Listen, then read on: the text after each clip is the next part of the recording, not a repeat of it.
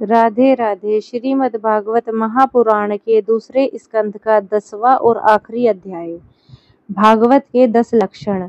श्री सुखदेव जी कहते हैं, परीक्षित, भगवत पुराण में सर्ग, विसर्ग, स्थान, पोषण, इस मनवंतर, ईशान कुश, निरोध, मुक्ति और आश्रय, इन 10 विषयों का वर्णन है। इनमें जो 10वां आश्रय तत्व है उसी का ठीक ठीक निश्चय करने के लिए कहीं श्रुति से, कहीं तात्पर्य से और कहीं दोनों के अनुकूलन अनुभव से महात्माओं ने अन्य 9 विषयों का बड़ी सुगम रीति से वर्णन किया है। ईश्वर की प्रेरणा से गुणों में शोभ होकर रूपांतर होने से जो आकाश आदि पंचभूत, शब्द आदि तन मात्राएं, इंद्रियां, अहंकार और महत्त्व की उत्पत्ति होती है, उसी को सर्ग कहते हैं। उस विराट पुरुष से उत्पन्न ब्रह्मा जी के द्वारा जो विभिन्न चराचर सृष्टियों का निर्माण होता है उसी का नाम विसर्ग है। प्रतिपद नाश की ओर बढ़ने वाली सृष्टि को एक मर्यादा में स्थिर रखने से भगवान विष्णु की जो श्रेष्ठता सिद्ध होती है उसी का नाम स्थान है। अपने द्वारा सुरक्षित सृष्टि में भक्तों के ऊपर उनकी जो कृपा होती है उसी का नाम है पोषण। मनवंतरों के अधिपति जो भगवत भक्ति और प्रजापालन के रूप में शुद्ध धर्म का अनुष्ठान करते हैं उसे कहते हैं मनवंतर। जीवों की वे वासनाएं जो कर्म के द्वारा उन्हें बंधन में डाल देती हैं पूती नाम से कही जाती हैं। भगवान के विभिन्न अवतारों के और उनके प्रेम संबंधी भक्तों के विविध आख्यानों से युक्त गाथाएं ईश कथा हैं। जब भगवान योग निद्रा स्वीकार करके शयन करते हैं तब इस जीव का अपनी उपाधियों के साथ उनमें लीन हो जाना निरोध है। अज्ञान कल्पित कर्तव्य, भोग तत्व आदि अनाथ प्रभाव का परित्याग करके अपने वास्तविक स्वरूप को परमात्मा में स्थित होना ही मुक्ति है। परीक्षित, इस चराचर जगत की उत्पत्ति और प्रलय जिस तत्व से प्रकाशित होते हैं वह परम ब्रह्म ही आश्रय है। शास्त्रों में उसी को परमात्मा कहा गया है जो नेत्र आदि इंद्रियों का अभिमानी दृष्टा जीव है। वही इंद्रियों के अधिष्ठात देवता सूर्य आदि के रूप में भी हैं और जो नेत्र, गोलक आदि से युक्त दृश्य देह हैं वही उन दोनों का अलग अलग करता है। इन दोनों में यदि एक का भी अभाव हो जाए तो दूसरे 2 की उपलब्धि नहीं हो सकती। अतः जो इन तीनों को जानता है वह परमात्मा ही सबका अधिष्ठान आश्रय तत्व है। उसका आश्रय वह स्वयं ही है, दूसरा कोई नहीं। जब पूर्वोक्त विराट पुरुष ब्रह्मांड को फोड़कर निकला तब वह अपने रहने का स्थान ढूंढने लगा और स्थान की इच्छा से उसे शुद्ध संकल्प पुरुष ने अत्यंत पवित्र जल की रचना की। विराट पुरुष रूप नर से उत्पन्न होने के कारण इसका नाम जल नार पड़ा और उस अपने उत्पन्न किए हुए नार में वह पुरुष 1000 वर्षों तक रहा। इसी से उसका नाम नारायण हुआ। उन नारायण भाव भगवान की कृपा से ही द्रव्य, कर्म, काल, स्वभाव और जीव आदि की सत्ता है। उनकी उपेक्षा कर देने पर और किसी का अस्तित्व नहीं रहता। उन अद्वितीय भगवान नारायण ने योग निद्रा से जागकर अनेक होने की इच्छा की। तब अपनी माया से उन्होंने अखिल ब्रह्मांड के बीज स्वरूप अपने स्वर्णमय वीर्य को 3 भागों में विभक्त कर दिया। अधिदेव, अध्यात्म और अधिभूत। परीक्षित, विराट पुरुष का एक ही वीर्य 3 भागों में कैसे विभक्त हुआ सुनो।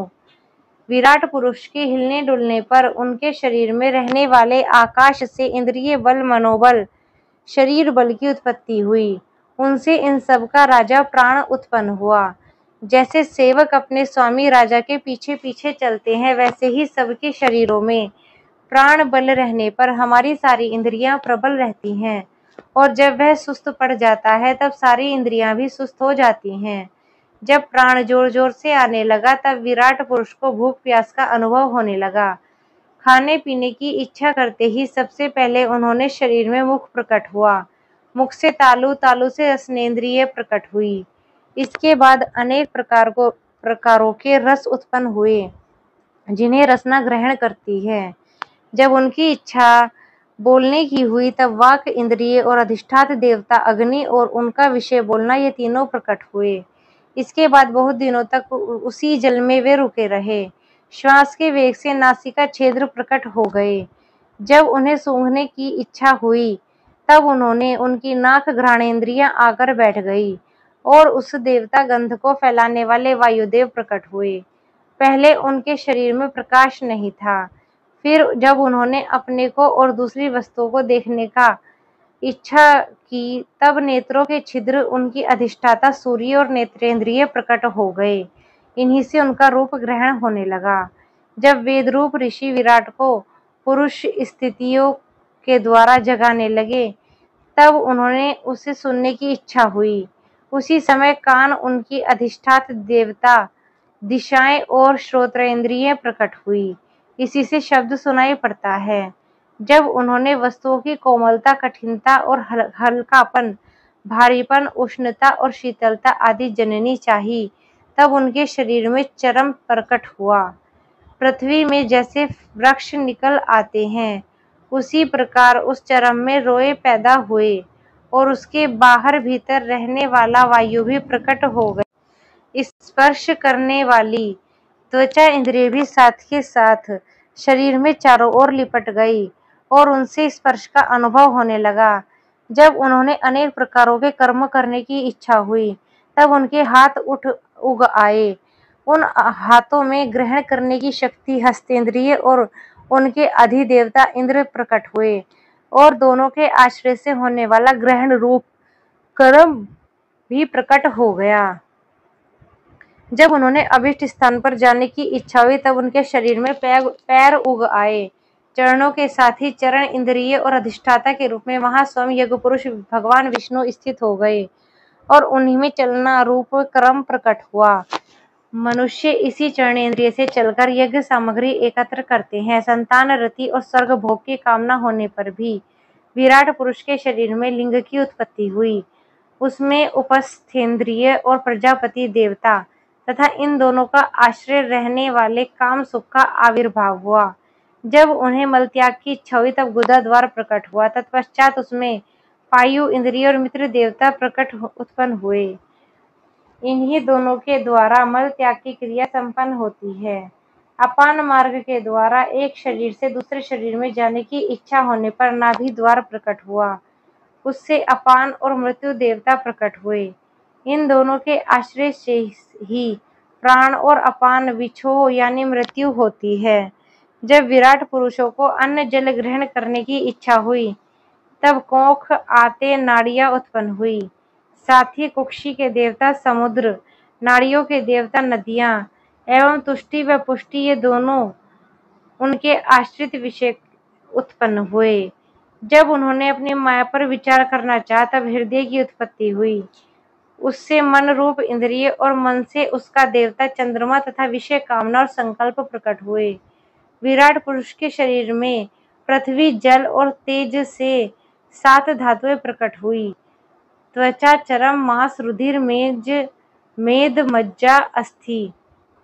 इसी प्रकार आकाश, जल और वायु से प्राणों की उत्पत्ति हुई। श्रोत्रादि सब इंद्रियां शब्द आदि विषयों को ग्रहण करने वाली हैं। वे विषय अहंकार से उत्पन्न हुए हैं। मन सब विकारों की उत्पत्ति का स्थान है और बुद्धि समस्त पदार्थों का बोध कराने वाली है। मैंने भगवान के स्थूल रूप का वर्णन तुम्हें सुनाया है। यह बाहर की ओर से पृथ्वी, जल, तेज, वायु, आकाश, अहंकार, महत्त्व और प्रकृति इन 8 आवरणों से घिरा हुआ है। इससे परे भगवान का अत्यंत सूक्ष्म रूप है। वह अव्यक्त, अनिर्विशेष, आदि, मध्य और अंत से रहित व नित्य है। वाणी और मन की स्थिति वहां तक नहीं पहुंच सकती। मैंने तुम्हें भगवान के स्थूल और सूक्ष्म, व्यक्त और अव्यक्त जिन 2 रूपों का वर्णन सुनाया है, ये दोनों ही भगवान की माया के द्वारा रचित हुए हैं। इसलिए विद्वान पुरुष इन दोनों को ही स्वीकार नहीं करते। वास्तव में भगवान निष्क्रिय है। अपनी शक्ति से ही वे सक्रिय बनाते हैं। फिर तो वह ब्रह्मा का या विराट स्वरूप का धारण करके वाच्य और वाचक शब्द और उसके अर्थ के रूप में प्रकट होते हैं और अनेक नामों के रूप में तथा क्रियाओं को स्वीकार करते हैं। हे परीक्षित, प्रजापति, मनु, देवता, ऋषि, पितर, सिद्ध, चारण, गंधर्व, विद्याधर, असुर, यक्ष, किन्नर, अप्सराएं, नाग, सर्प, किम पुरुष, मातृकाएं, राक्षस, यातुधान, ग्रह, पक्षी, मृग, पशु, वृक्ष, पर्वत, सरीसर्प इत्यादि जितने भी संसार में नाम रूप हैं, सब भगवान के ही हैं। संसार में चर अचर भेद से 4 प्रकार के तथा जरायुज, अंडज, स्वदेज और उद्भिज और जितने भी जलचर, थलचर और आकाशचर प्राणी हैं, सब के सब शुभ अशुभ में मिश्रित कर्मों के तदनुरूप फल हैं। सत्व की प्रधानता से देवता, रजोगुण की प्रधानता से मनुष्य और तमोगुण की प्रधानता से नारकीय योनियां मिलती हैं। इन गुणों में जब एक दूसरे के गुण अभिभूत होते हैं तब प्रत्येक गति के 3-3 भेद और हो जाते हैं। भगवान जगत के धारण पोषण के लिए धर्म में विष्णु रूप स्वीकार करके देवता, मनुष्य और पशु पक्षी आदि रूपों में अवतार लेते हैं तथा विश्व का पालन पोषण करते हैं। प्रलय का समय आने पर वे अपने भगवान, अपने ही बनाए हुए इस विश्व को कालाग्नि के स्वरूप में रुद्र का रूप ग्रहण करके अपने में वैसे ही लीन कर लेते हैं जैसे वायु मेघमाला को। परीक्षित महात्माओं ने अचिंत्य ऐश्वर्य भगवान का इसी प्रकार वर्णन किया है, परंतु तत्वज्ञानी पुरुष केवल इस सृष्टि पालन और प्रलय काल वाली रूप में ही उनका दर्शन नहीं करना चाहते, क्योंकि इनसे तो वे परे हैं। सृष्टि की रचना आदि कर्मों का निरूपण करने के लिए पूर्ण परमात्मा में कर्म या कर्तापन आदि का संबंध नहीं जोड़ा गया है। वह तो माया से आरोपित होने के कारण कर्तव्य निषेध करने के लिए ही है। यह मैंने ब्रह्मा जी के महाकल्प का अवान्तर कल्पों के साथ वर्णन किया है। सब कल्पों में सृष्टि कर्म का एक सा ही है। अंतर यह है कि केवल इतना ही नहीं, महार कल्प के प्रारंभ में प्रकृति क्रमशः महतत्व आदि की उत्पत्ति होती है और कल्पों के प्रारंभ में प्राकृत सृष्टि तो ज्यों की त्यों रहती है। चराचर प्राणियों की वैकृत सृष्टि नवीन रूप से होती है। परीक्षित, काल का परित्याग, परिमाण और कल्प और उसके अंतर्गत मनवंतरों का वर्णन आगे चलकर करेंगे। अब तुम पाद्म कल्प का वर्णन सावधान होकर सुनो। शौनक जी ने पूछा, सूत जी, आपने हम लोगों से कहा था कि भगवान के परम भक्त विदुर जी ने अपने जाति के दुस्तज कुटुंबियों को भी छोड़कर पृथ्वी के विभिन्न तीर्थों का विचरण किया था। उस यात्रा में मैत्रेय ऋषि के साथ आध्यात्म के संबंध में उनकी बातचीत कहाँ हुई तथा मैत्रेय जी ने उनके प्रश्न करने पर किस प्रकार तत्व का उपदेश किया। सूत जी, आपका स्वभाव बड़ा सौम्य है। आप विदुर जी का वह चरित्र हमें सुनाइए। उन्होंने अपने भाई बंधुओं को क्यों छोड़ा और फिर उनके पास यह क्यों लौट आए। सूत जी कहते, शौनकादि ऋषियों, राजा परीक्षित ने भी यही बात पूछी थी। उनके प्रश्नों का उत्तर श्री सुखदेव जी महाराज ने जो कुछ कहा था वही मैं आप लोगों से कहता हूँ, सावधान होकर सुनिए। इति द्वितीय स्कंद समाप्त। हरि ओम तत्सत। राधे राधे।